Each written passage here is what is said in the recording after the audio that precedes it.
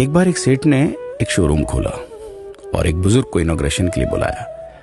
उद्घाटन के बाद जैसा कि होता है कि शोरूम के मालिक ने उन बुजुर्ग की बड़ी इज्जत की। बड़ी इज्जत अफजाई करने के बाद उनको बताया कि देखिए, यहाँ पे 21,000 चीज़ें हैं इस शोरूम में बेचने के लिए। इसमें से आपको जो भी चाहिए, जितनी चाहिए, आप ले लीजिए। बुजुर्ग हंसे और बोले कि इनमें से एक भी चीज़ मुझे जीने के लिए ज़रूरी नहीं लगती। मुझे तो इस बात का ताज्जुब होता है, आश्चर्य होता है कि इंसान इन सभी गैर ज़रूरी चीज़ों का इस्तेमाल करता कहाँ है। अब देखिए, एयर फ्रेशनर के बिना किसकी सांस रुक गई? फेस वॉश का इस्तेमाल नहीं किया तो कौन काला हो गया? होम थिएटर लाकर कितने लोग कलाकार बन गए?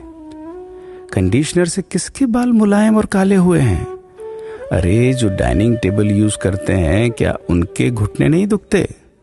थोड़ा दिमाग पर जोर डालकर याद कीजिए कि हैंड वॉश के बिना आपके किस दादा के पेट में कीड़े हो गए थे। अगर हम डीओ मारकर निकलते हैं तो क्या लोग हमें सूंघने आते हैं?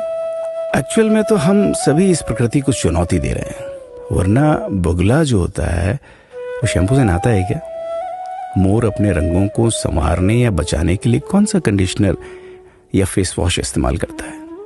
कभी किसी बिल्ली को मोतियाबिंद होता देखा है?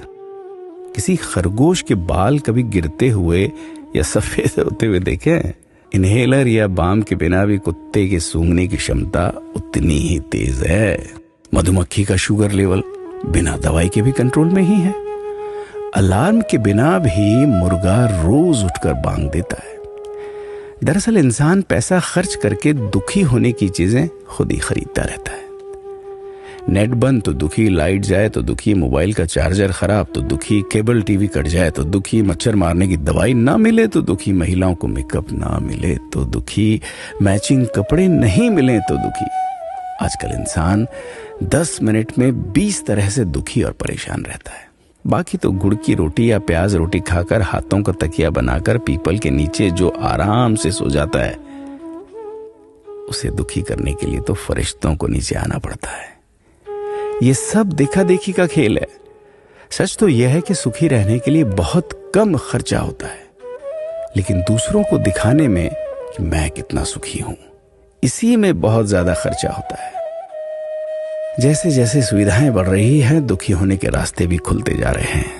अगर आपको ये सब सच लगता है तो लोगों को जागृत कीजिए और फिजूल खर्च से बचाइए। दोस्तों, खुद सुखी होने के लिए खर्च कीजिए, दूसरों को दिखाने के लिए नहीं।